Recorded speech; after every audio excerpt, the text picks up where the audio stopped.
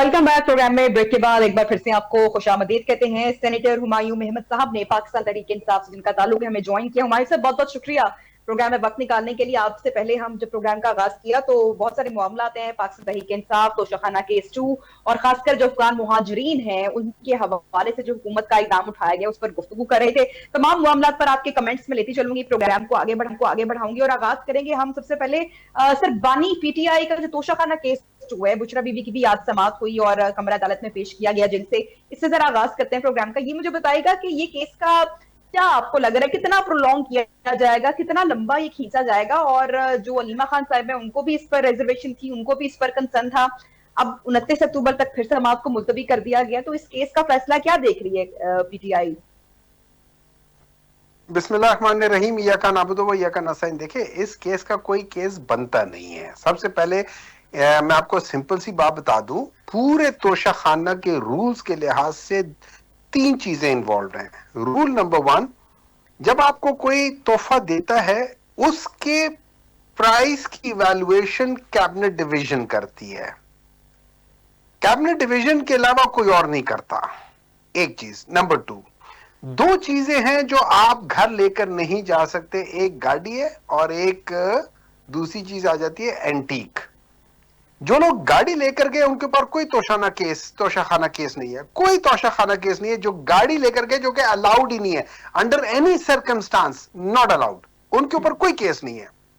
अब उसके बाद आ जाती है तीसरी चीज कि एक आदमी कहता है कि जी इसकी ये इवैल्यूएशन है और फलाना है। जिन लोगों ने इवैल्यूएशन की थी वो तो बनते ही नहीं है, मतलब उनकी कोई क्वालिफिकेशन ही नहीं है कि वो कहें कि जी ये इतने का इतने का है। जो कैबिनेट डिवीजन ने कहा है, अब कैबिनेट डिवीजन ने सही कहा है गलत कहा है, अब कैबिनेट डिवीजन को पकड़े, अब उसके अलावा किसी और को पकड़ नहीं सकते हैं। और ये कह देना, कैबिनेट डिवीजन के लोग ये कह देना कि जी हमारे ऊपर प्रेशर था, ये था वो था, ये सब आपको भी पता है, मुझे भी पता है, ये सब झूठ है।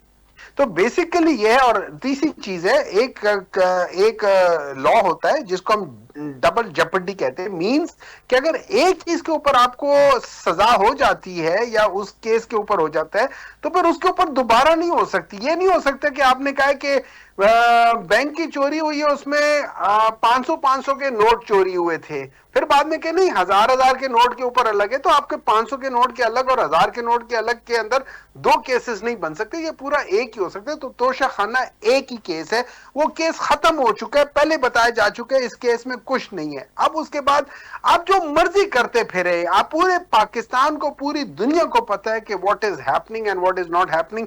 ये लोग सिर्फ इसलिए केस बना रहे हैं कि अगला जो केस सामने आ रहा है उसके अंदर इमरान खान की बरियत है, और वो है 190 मिलियन पाउंड या 170 मिलियन पाउंड का जो क्या कह सकते हैं, वो यूनिवर्सिटी का है, अलकादिर यूनिवर्सिटी। यूनिवर्सिटी अपनी जगह मौजूद है, उसके सारे के सारी चीजें जो भी लिखे हुए, उसके जो टर्म्स एंड कंडीशन है उसमें लिखा हुआ है कि भाई इसकी जायदाद इमरान खान को किसी लिहाज से, ना उसको ना उसकी फैमिली को 1 रुपया नहीं जाएगी। जितना पैसा इंग्लैंड से आया था 170, 90, 200, 300 मिलियन पाउंड, वो सारा का सारा जो है हुकूमत के खर्चे में, उसके यूज करके हुकूमत यूज भी कर चुकी है, उसके सिंध वाले भी उसके अपने ऑडिट में भी शामिल कर चुके हैं। उसमें 1 रुपए इमरान खान के अकाउंट में नहीं किया, जमीन का 1 इंच इमरान खान के अकाउंट में नहीं किया। किस बात की करप्शन है? जो लोग करप्शन कर गए, जो एवन फील्ड के आज तक नहीं बता सके, जो सरे महल का आजकल नहीं बता सकते, जो अपनी जमीनों की आज तक नहीं बता सकते, उनके पास पैसे आए कहां से? उस पे कोई करप्शन नहीं है।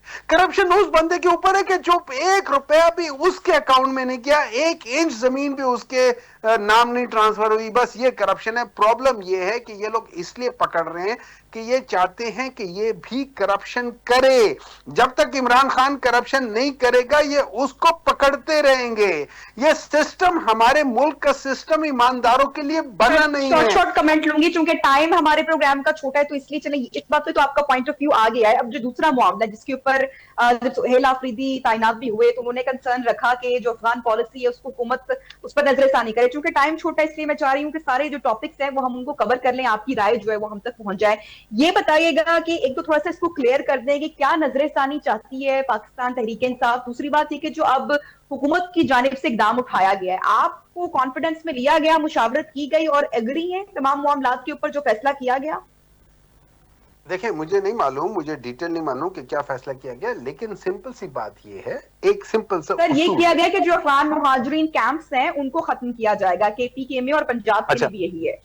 देखिए, सिंपल सी बात है, मैं आपको एक चीज बताता हूँ। आपने 40 साल से किसी को अपने घर में रखा हुआ है, उसको फिर आप बेइज्जत करके मत निकालो, वरना आपका 40 साल की सारी मेहनत खराब हो जाएगी। आपने उनको निकालना है, आप जरूर निकालो, उसके लिए पहले नेगोशिएट कर लो, पहले जहां उनको वापस भेजना उसको नेगोशिएट कर लो, वरना 40 साल की मेहनत आपकी बिल्कुल रायगा चली जाएगी। दूसरी चीज देखिए, दुनिया का उसूल है कि कोई जंग भी आज तक दुनिया में, चाहे वॉर ऑन टेरर पे हो या वो टेररिज्म के इंडिविजुअल मुल्क के अंदर की हो या म्यूचुअल वो आज तक कभी जो है ना मैदान जंग में नहीं जीती गई, सिवाय उस तरीके के से जैसे एटम बॉम्ब आपने फेंक दिया जापान में वर्ल्ड वॉर 2 में, तो वो जंग बंद हो गई थी, वरना जंग नहीं बंद होती। ये चीजें इस तरीके से नहीं होती। आपने देख लिया है, आपने IRA ने ब्रिटेन के 12 साल ब्रिटेन के साथ उन्होंने किया और नाक में दम कर दिया। उसके बावजूद के साथ देखिए इसका तरीका, इसका देखिए क्या है उसका अल्टरनेट क्या है? आप समझते हैं कि जो ये इक़दाम है ये पाकिस्तान और अफगानिस्तान के दरमियान मजीद तनाव पैदा करेगा, तो अगर ये नहीं करें तो फिर क्या करें? खैबर पख्तूनख्वा के हालात आप देखिए, इस तरह से भी मौजूदा सूरत हाल है, बहुत कशीदा है। अच्छा, आप सुन ले मेरी बात, इसका सिंपल से ये है, जो एक बहुत अच्छी बात हुई है, वो एक ऐसा चीफ मिनिस्टर आया पहली बार खैबर पख्तूनख्वा की हिस्ट्री में कि जो कि मर्ज डिस्ट्रिक्ट है। ये मर्ज डिस्ट्रिक्ट वो एरिया जो सबसे ज्यादा जिसके अंदर फड्डे हैं और ये सारे मसले हैं। अच्छा, उससे पहले कोशिश की थी कि उसके साथ जो सदर्न डिस्ट्रिक्ट है, जो DI खान जो इसके साथ अटैच होता है, चलो वहां से ले आए। वो नहीं, वो आदमी ने कोशिश की, लेकिन शायद उसका तरीका कार उतना नहीं होगा, तो इसको लेकर आए हैं। अब तरीका क्या है कि आप अफगानिस्तान की जो हुकूमत है उसके साथ बैठ के उनके साथ बाज कंडीशन कर लो कि यार तुम्हारे साथ जो हमारा ट्रेड जा रहा है ये भी इफेक्ट हो जाएगा, हम तुम्हारे साथ ट्रेड नहीं करेंगे, हम तुम्हें रास्ता नहीं देंगे अगर तुम अपने मुल्क के अंदर से उन लोगों को नहीं हटाते कि जो लोग तुम्हारे मुल्क से आके हमारे मुल्क के अंदर टेररिज्म करते हैं, और इसके अंदर नेगोशिएशंस कर ले। देखिए, पाकिस्तान तहरीक इंसाफ के अलावा भी जो पॉलिटिकल पार्टी है जिसमें जमाते उलमा इस्लाम है, वो भी उनका आपने देखा मौलाना फजल रहमान ने क्या कहा है अपने वो उसमें प्रेस कॉन्फ्रेंस में, उन्होंने किस तरीके से एड्रेस किया। इसी तरीके से बाकी जमातें वो भी चाहती हैं कि ये जो तरीक़ेकार है ये ठीक नहीं है। हाँ, हम लोग सब एक ही चीज चाहते हैं कि अमन होना चाहिए, उसका जो तरीका है उसके ऊपर थोड़े से इख्तलाफात है, उसमें जरा बैठ के आपस में डिसाइड कर ले, और थोड़ा सा पाकिस्तान तहरीक इंसाफ को सुतैलेपन से ना देखे, उसको आप टेररिस्ट की निगाह से ना देखे, उसको आप ये मत कहे कि ये सहूलतकार है टेररिस्ट का, उसको ये मत कहे कि ये टेररिस्ट है, उसको बिठा के उस फोर्स को जिसको 87% ऑफ पाकिस्तानी एंडोर्स करते हैं उनके साथ बैठ के करें। उनसे आप डरे मत। पाकिस्तान तहरीक इंसाफ आपको चक नहीं काटेगी, वो आपको बताएगी कि ये क्या चीज है, और अवाम की ताकत के साथ मिल के हम लोग करेंगे। ये जो लोग जाके सलूटे मारते हैं ना, इधर उधर जाके बाहर जाके सलूटे मारते, अपने आप को शर्मोल कर रहे हैं। जो शख्स स्टेज पे सबके सामने सलूट मार सकता है, वो जब डिगी में बैठ के जाता होगा तो सोचिए वो क्या करता होगा। पर ये बताइए कि दहशतगर्दी के लिए मुनज़्ज़म एक हिकमत अमली इस वक्त तय पाई जा रही है खैबर पख्तूनख्वा के लिए, विफाक का आप साथ देंगे? उस पर कोई रिजर्वेशन, कोई कंसर्न?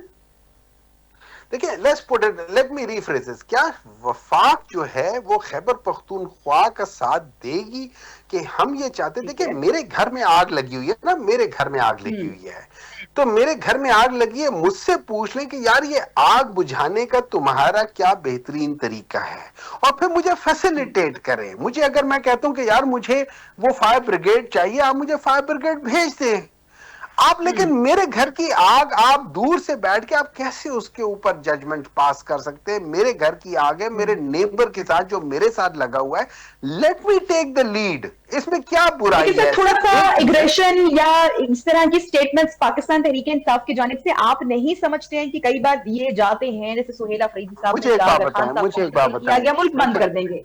तो ये वाला देखिए, एक थोड़ा सा जो इख्तलाफात है वो दोनों साइड से ही है। मुझे एक बात बताएं, अभी अभी हमने 2 दिन पहले देखा, 3 दिन पहले देखा, हमने 2-3 प्रेस कॉन्फ्रेंसेस देखी हैं जिनमें ये कहा गया था कि हमें पीटीआई का जो चीफ मिनिस्टर है हमें कबूल नहीं है, ये जो है ये फलाना है और ये धमकाना है और ये टेररिस्ट है और ये टेररिस्ट के साथ हुआ है और ये उनका सहूलतकार और ये है। और हमने देखे 2-2 3-3 जो हैं, क्या कहते हैं उन्हें, जो फेडरल मिनिस्टर्स हैं जो सारे, वो इस किस्म की बात कर रहे थे। क्या ये बात करने वाली थी? क्या ये तरीका है कि आप लोग इस तरह की बात करोगे और आप लोग फिर ये एक्सपेक्ट करोगे कि हम आके आपके पैरों के आगे झुक जाएंगे?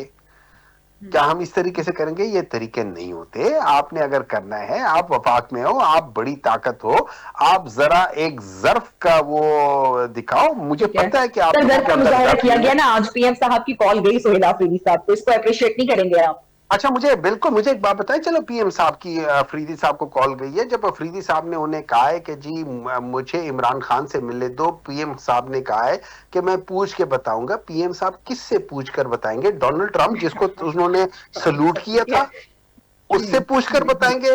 पीएम साहब फील्ड मार्शल साहब से पूछकर बताएंगे? पीएम साहब किससे पूछकर बताएंगे? ये पाकिस्तान तहरीक इंसाफ को लग रहा है कि इस वक्त चुप रहे हैं कि पाकिस्तान की अच्छे ताल्लुकात। मुझे एक बात बताएं, एक मिनट है जाए। क्या आपको ये अच्छा लगा है कि वहां पे आपका प्राइम मिनिस्टर दूसरे मुल्क के प्रेसिडेंट को सलूट मार रहा है? पीछे साले लोग मुंह पे हाथ रख के सोच रहे थे कि यार ये क्या हो रहा है। Is this good manners? Is this a good manner? मुझे आप बता दें, मुझे छोड़ दें, मैं तो हूं ही बायस ना। आप मुझे बता दें, is this a good manner? नहीं, it is not. It is not a diplomatic manner. ये आप मक्खन लगाने वाली बात है, ये बाकी चीजें करने वाली बात है, ये उनके सामने लेटने वाली बात है, ये अपनी बेइज्जती करने वाली बात है। सर, प्रोग्राम का टाइम सर खत्म हो रहा है। बहुत बहुत शुक्रिया, आपने अपना पॉइंट ऑफ व्यू प्रोग्राम में हमारे साथ शेयर किया। इस बात पर हम जरूर आगे इंशाल्लाह डिबेट करेंगे। बहुत शुक्रिया आपका प्रोग्राम में ज्वाइन करने के लिए। प्रोग्राम का वक्त खत्म हो रहा है। इंशाल्लाह आपसे मुलाकात होगी पीर को। अपना ख्याल रखिएगा, फीडबैक अपना हमारे साथ शेयर कीजिएगा। अल्लाह हाफिज।